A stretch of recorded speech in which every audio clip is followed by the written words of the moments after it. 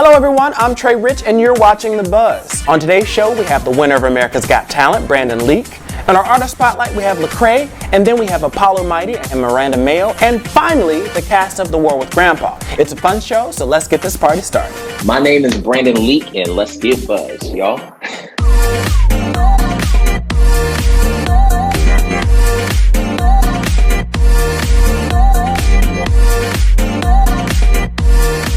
America's Got Talent had to overcome a lot this season with the COVID quarantine, but this season's Golden Buzzer recipient Brandon Leake made the competition inspiring in a season that showcased a lot of young and eclectic talent.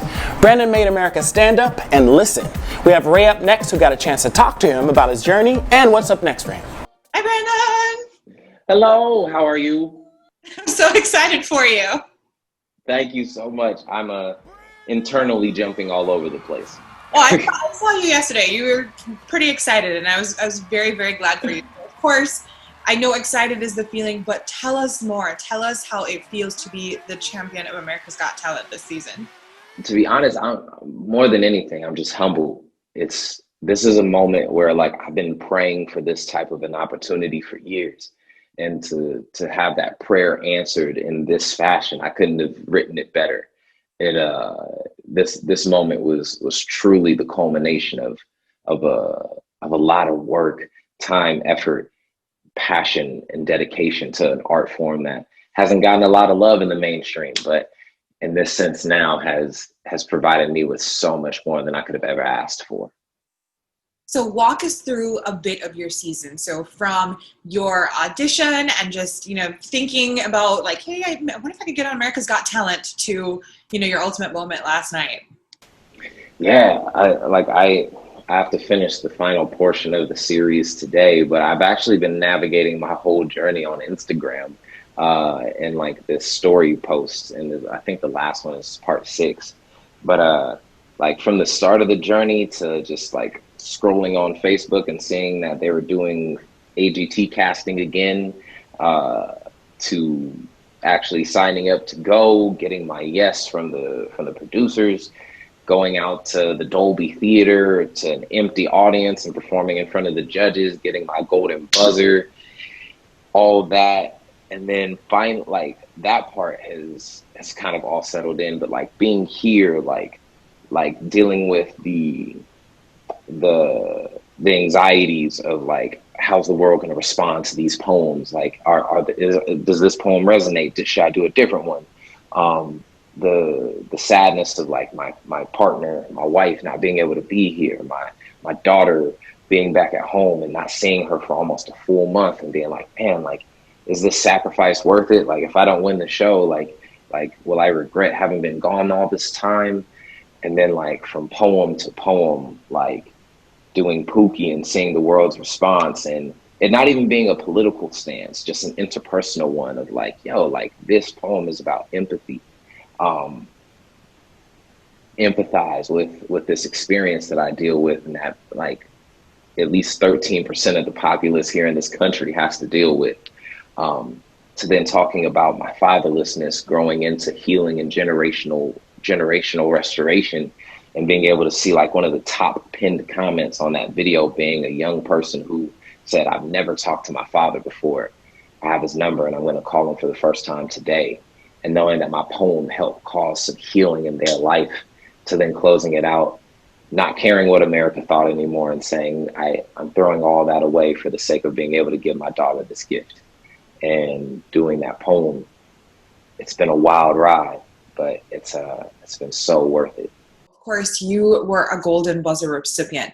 At that point, did you have any inclination hey, I'm actually gonna win this thing? Or was it still let's see what happens? It was somewhere in between, because I believed I was Golden Buzzer worthy before I ever stepped on that stage. And I think you kind of have to have some of that belief in yourself that you're good enough to be there. But beyond that, I was okay with the reason why I didn't make it in 2017. I believe divinely it was to mold my character as a person to be okay with receiving the no that I needed to receive. Because learning how to accept a no is what will prepare you for your yeses when you get them. And so for myself, I think that I was really able to resonate and say like, Brandon, you are worth it, even if they don't think even if they don't think you are, or your talent's not. And then the moment I was okay with that was the moment that I got 1, 2, 3, 4 yeses straight through to a win. Amazing. All right. So as we wrap, what advice very quickly do you have for other contestants or people who are now going to be auditioning? Learn to love, not only just love your craft, but respect your craft. Study it, prepare, plan, make sure that you are ready to go when you hit that stage, because people never plan to fail. They just fail to plan. So make sure that you get yourself prepared for that. And a quick message to everyone out there. Let's make sure that we fight for this country. And by fighting for this country, we also fight for this country to stay true to its creed. And we're going to stand alongside those who are seeking justice for Miss Breonna Taylor in the midst of this time, knowing that justice was not served, at least in my humble opinion, in this scenario. Thank you so much, and it was not. I agree with you. Congratulations. That's awesome. Don't go anywhere. After the break, we have Lecrae in our artist spotlight. Look at these people found dead in the streets. I got some partners that hate the police. Me, I'm just trying to hold on to my peace, cause I'm liable to lose it.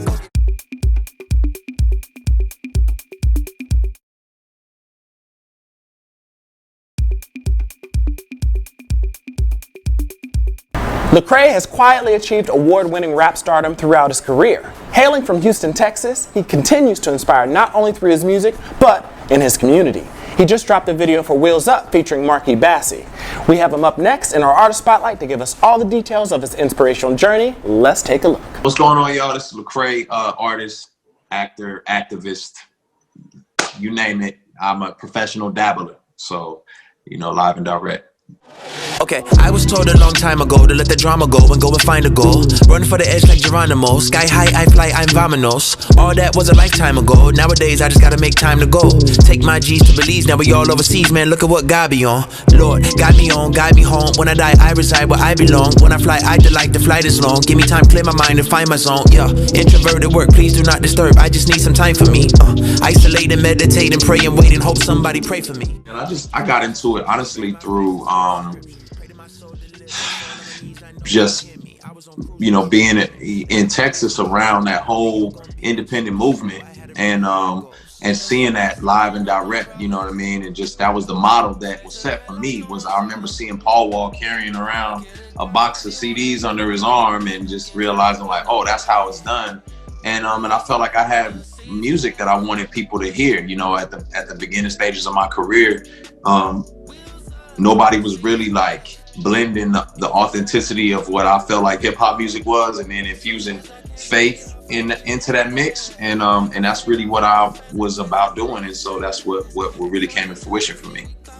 I think music was just an outlet for me to be everything that I am. You know what I mean? Like music was one vantage point of me expressing the layers of who I am. So similar to like, I think people look at Andre 3000 and say, oh, this is what he is. He's a rapper. When you gonna rap again? And it's like, he's like, nah, I'm so much more than a rapper. Or Jay-Z is so much more than a rapper. So I think it's just the aspect that got me first. I've obviously growing up in the environment I grew up in, it was the only outlet I had to be fully, to get myself, in front of people to say some of the things I had to say. For me, the community is just a part of. It's something I've always been involved in, just because I felt that burden and that call. I was tired of seeing the neighborhoods that people like myself lived in overlooked. I was tired of seeing the opportunities overlooked, and I just felt like, man, I was given opportunities, so I wanted to begin to give them back, and that started me, even like moving back into the hood and just trying to be a voice and helping people understand financial literacy and buying homes and different things like that, to what I've got going on now, where, we investing in the west side of Atlanta, starting schools, building apartments, giving financial literacy classes, programs that help folks who are experiencing homelessness survive COVID. prisons. All of it is just like, it's my heartbeat. And so for me, it's like, man, how can I use everything that I have going on to create an ecosystem for change in our community? Stay on point. I've been trying to save my voice, but y'all gave me no choice. The world gone mad, can't ignore this noise. Look at these people found dead in the streets. I got some partners that hate the police. Me, I'm just trying to hold on to my peace, cause I'm liable to lose it and go get the peace. I need a reason, I need a season, pleading with Jesus, all of this grieving. They be like, if you and what you believe in. I do not trip, I keep it G. What in the H you say in the I? Ain't no JK when I'm talking to God. Don't need a reason to open my eyes. If I'm still breathing, I'm running for mine, man. Yeah, I've been doing better than I was before. I walk with the limp, cause I've been wrestling with the Holy Ghost. I think it's like, is finding a creative way to say what's on your heart. You know what I mean? Is to say what's in your mind.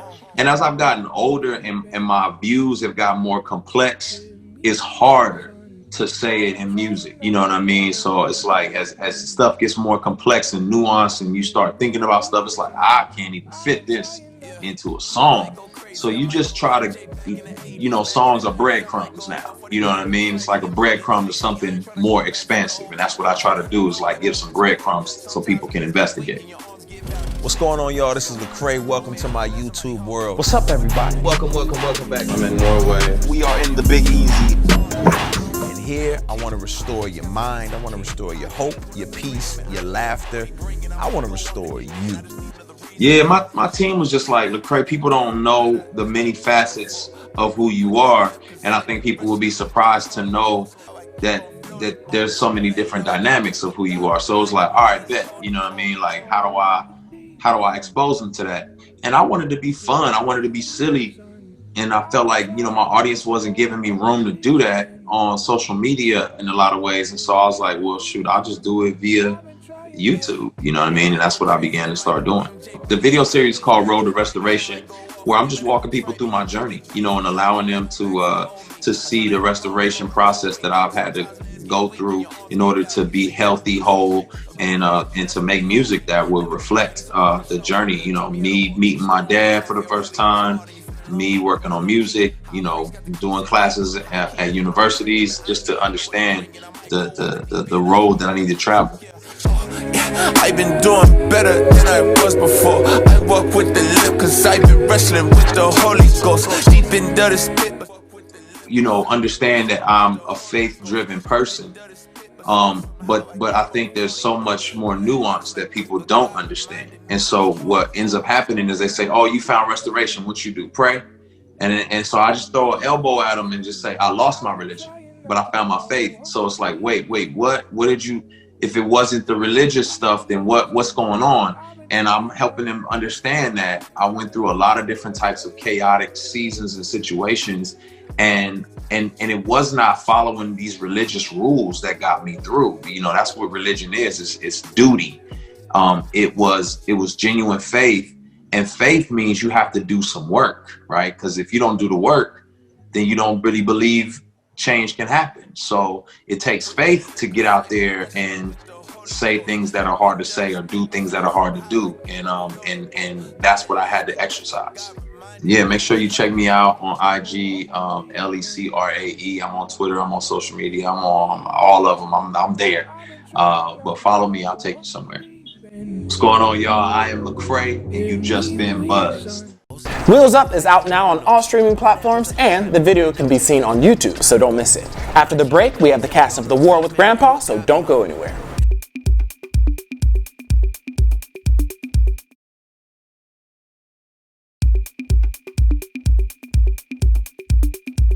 Peter and his grandpa used to be very close, but when Grandpa Jack, played by Robert De Niro, moves in with the family, Peter is forced to give up his bedroom. Peter will not stop at anything to get his room back and schemes with friends to devise a series of pranks to drive him out. However, Grandpa doesn't give up easily, and it turns into an all-out war between the two. This movie stars Robert De Niro, Uma Thurman, Jane Seymour, Rob Riggle, Laura Marano, and Oaks Fegley. Let's take a look. How's your daughter's place that she gave me my grandson's room? He's not too happy about it. How do you like your room? Kid looking. I didn't want it to be this way either. I just want my room back. Get away from me! So let me get this straight. You want me to help you and your buddies to help beat up your grandson and his buddies because the two of you can't figure out some way to live in the same house? Well, when you put it like that. I'm in. So firstly, this movie is about a boy who has to give up his room because his grandpa moves in. So Laura, when you were growing up, did you have your own room? And Oaks, do you have your own room? Yes, I did have my own room actually, which was very much a blessing for my sister and I. My parents did not have their own rooms when they were growing up, so I think it was important for them to give us our own rooms. I currently have my own room, but when I was younger, my sister had my room, and I had my brother and I shared a room in actually the room I'm currently in. So yeah, we used to share a room, and then eventually I got my own room, and that is of course kind of a bit of a relief once you get to that age or whatever. If you're able to get your own room, it's definitely nice. I was very, very lucky and very blessed to have my own room. I had an old antique bed from the 1800s. It was ridiculous. And of course I had one rule: don't jump on the bed because it's old. And of course, what did I do? As soon as I had the chance, I jumped on the bed and broke it and shattered it into pieces. So even though I had my own room, I wasn't very responsible with it. Okay, well, there's a scene that kind of, brings back that memory of in the movie where the bed, right? I did have because I was an only child for 9 years. And then we moved from South Central LA to Granada Hills. And we moved into a house that had 4 bedrooms that nobody had the house had never been lived in before. So it was really a treat. Had my own room. Oh, nice. Lucky. What about you? When I was growing up, until I was about 10 or 11, I did not have my own room. My 2 sisters and I shared a room, and we had those beds that folded into the wall. So when it unfolded, it was bunk beds and a single bed. My mother could not actually even maneuver between the beds to say goodnight to us. I don't know how we ever lived in that room with all our possessions, but we did. You're making tiny rooms work before they were trendy. So with Robert De Niro, what's it like working with him? Is he intimidating to work with, or is he a big teddy bear? He's a little teddy bear. It was wonderful to work with. He's just like, you're kind of being invited into his club, kind of, and you remember all when you're doing the scene with him. So he's listening to you, and he's reacting to what you do, and wow, this is neat. No, he's quite wonderful, and there's a sort of a light, a beacon that goes on when he's there and he's on set and he's working. He does like to be private as well, so it's sort of like the switch goes on, and then, as Cheech says, he's totally there for you and gives you such great material, and he puts you at ease as best he can. Here's the thing about Bob, which, by the way, yeah, when he introduced himself as Bob, I think I literally was like, this is happening. What is happening? Nothing about him would, I feel like, surprise you. The fact that he sent these notes, these really handwritten, excited to work with you, Bob De Niro notes to everyone in the cast, wasn't surprising. It's such a class act and seems something that he would do.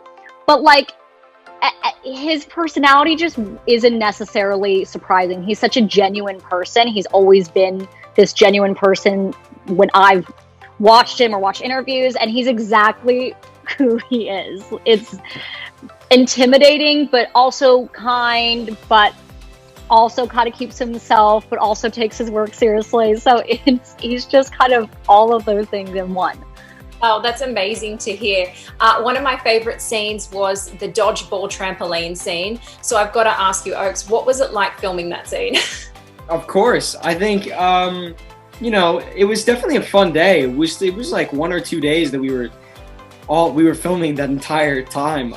It was a long sequence and took a lot of, obviously, had a lot of technical difficulties or whatever. And it took a long time for all that to be worked out, and for the director our director to figure out what was going where and what shots were necessary or whatever. And there was a lot of moving parts, but I think ultimately it came together well, and I hope that people enjoy it.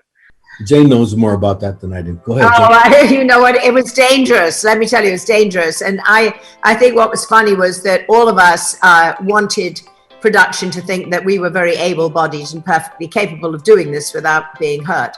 And we were all hiding some sort of injury. And it was pretty physical, but it was a lot of fun. And, we were literally bouncing all over the place. And I think by the end of it, at least I kind of began to get the hang of it, and I got a little bit more adventurous. But I got trashed a few times. It would be wrong for me to say I didn't hurt a little bit for a couple of days. So, yes, sorry. I was just afraid of being killed in that room. Is this the way I go? With Christopher Walken, Robert De Niro, Jane around you, it's a pretty good way to go. I wasn't complaining. I was just commenting. Yes. Well, we have to wrap up, but quickly, who is the best dodgeball player out of the cast? Not me. Nope, probably not me. Who do you think, Robert? Yeah, Robert. Well, he got most practice. Yeah, exactly. And he was written that way, so. He was written that way, yeah. The rest of us were goofballs rather than dodgeballs. There we go. Well, we have to wrap, but thank you so much for a funny, entertaining movie that's great for all the family, and thank you for talking to The Buzz. Appreciate it. My pleasure. There's an old saying by W.C. Fields, never work with children or animals. So what was it like working with the three kids that made up your on-screen family? Great. You couldn't have asked for. I'm always amazed at young actors' maturity. It doesn't seem proportionate because they're oftentimes more mature than a lot of the adults that I meet. So they're wonderful, all of them, wonderful actors. They were all had experience.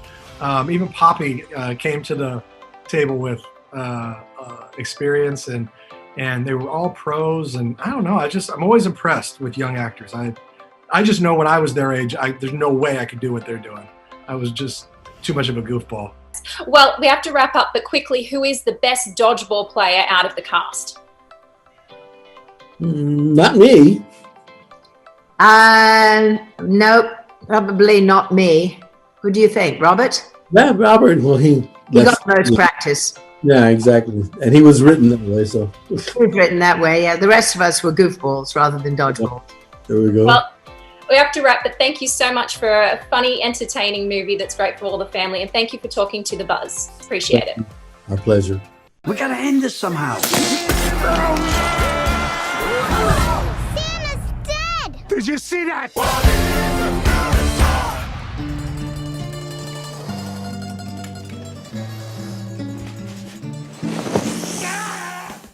The War with Grandpa is out in early October, so please look out for that. Don't go anywhere. We have Apollo Mighty and Miranda Mayo up next.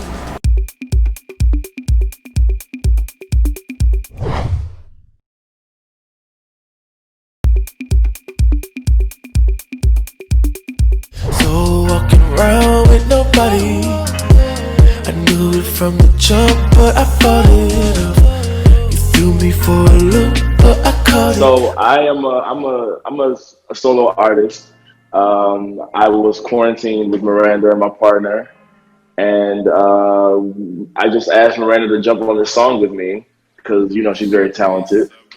And so like the song that we created was originally just supposed to be one of the B songs on the project. It wasn't supposed to do what it did, but after we recorded it, it sounded amazing.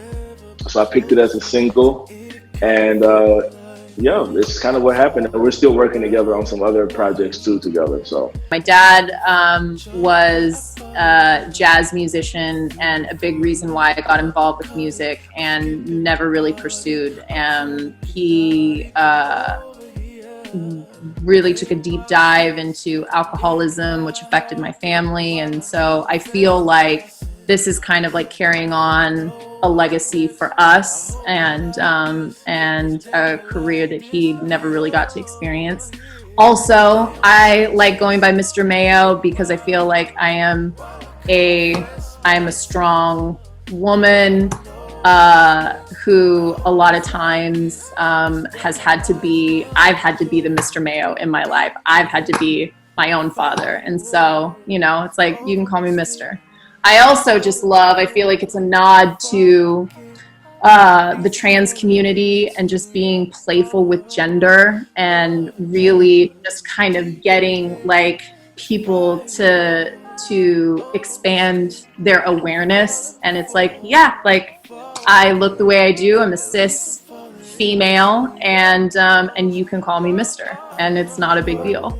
Quarantining together is the meat of it, is really the meat and potatoes of it. Because I mean, you know, you got to think during this quarantine, not only was there a pandemic, but seeing all of the murders that were going on with police brutality, Black men, Black women being murdered, that flooding our Instagram feeds.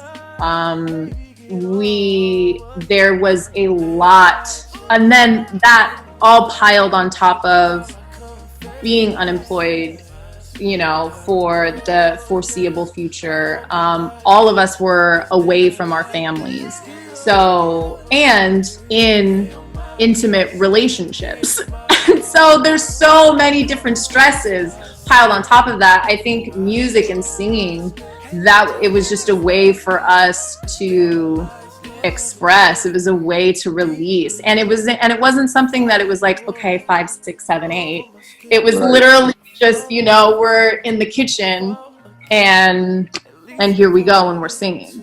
So I think it started very organically with us just living life and dealing with life and how stressful it was, and emotional, and processing our emotions. And then it was like, oh shit, like actually, like this sounds pretty good together. Maybe, hey, you want to come and be on my song? And I was like, yes, I do. It's an EP. It's 3 songs: Almighty, Heaven, and Arrival.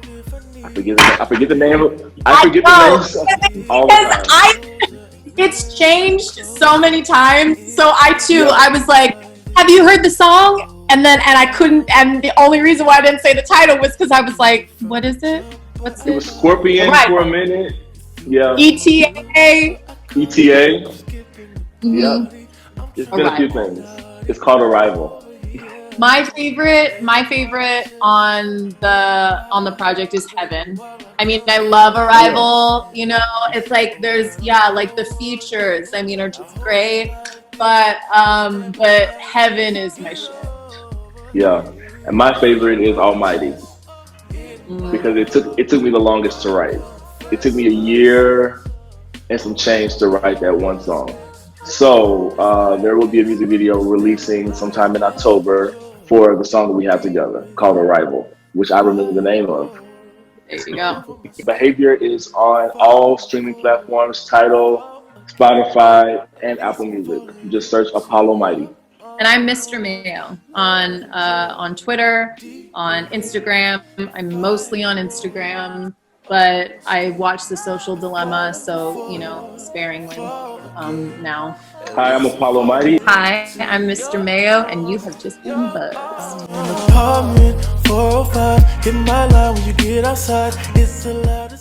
That's all we have. Special thanks to the cast of The War with Grandpa, Lecrae, Brandon Leake, Apollo Mighty, and Miranda Mayo, NBC, and America's Got Talent for having us weekly, and Roy Williams and Danielle DeLate. Don't forget to like us on Facebook, follow us on Twitter, and double tap us on Instagram, all at @buzz_access. Don't forget to wash your hands, don't touch your face, and avoid Karens at all times. I'm Trey Rich. Love and light to you all. Touch. I'm trying to hold what I can't have. Lord God, please loosen up my grasp. I've been broken hearted, mind departed, stopped and started, lost my hope and lost my way. I let my lust and bring destruction, no discussion with the God who gave me grace. 5:46 in the morning, mind still turning. God had to bring me back. I ain't even really wanna rap no more. Wheels up with the seat back, let's go. For more stories and extended clips, go to thebuzzallaccess.com. I'm Trey Rich, and you've just been buzzed.